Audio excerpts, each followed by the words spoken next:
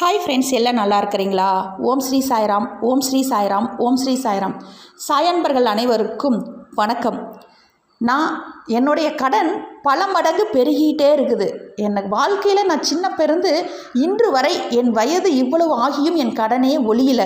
என் கடனை அடைக்கணும் சாயப்பா. என் கடனிலிருந்து என்னை எப்படி வெளில கொண்டுட்டு வர போகிறீங்க? என் கடனை ஒழிக்கிறதுக்கு எனக்கு ஏதாவது வழி சொல்லுங்கள் அப்படிங்கிறீங்களா? சாயப்பா சொல்கிறாரு, என்னை எவன் நினைத்து தியானித்து என் நாமத்தையே ஜெபம் செய்கின்றானோ அவனுக்கு நான் கடன் பட்டவனாகவே உணர்கிறேன். நான் அவனது கடனை தீர்ப்பேன் அப்படின்னு சொல்கிறாரு. 6 கடலுடன் ஒன்றாவதைப் போல் அவன் என்னுடன் 2 கலக்கிறான்.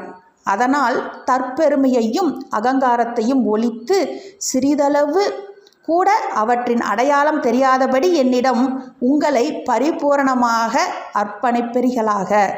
நீங்கள் தற்பெருமை பேசக்கூடாது, நான் தாங்கிற கௌரவத்தில் இருக்கக்கூடாது. இது ரெண்டும் ஒழிச்சிட்டிங்கனாலே அந்த ரெண்டுமே இல்லாத இடமா அமைதியாக பொறுமையாக நம்பிக்கையோடு இருக்கும் பொழுது சாயப்பா உங்கள் கடனை சாயப்பாவே அடைக்கிறதுக்கு உண்டான வழி காமிச்சிருவார்.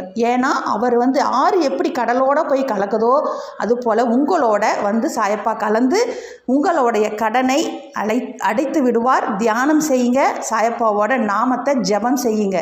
அதுவே உங்கள் வாழ்க்கையில் வெற்றிக்கு வழி.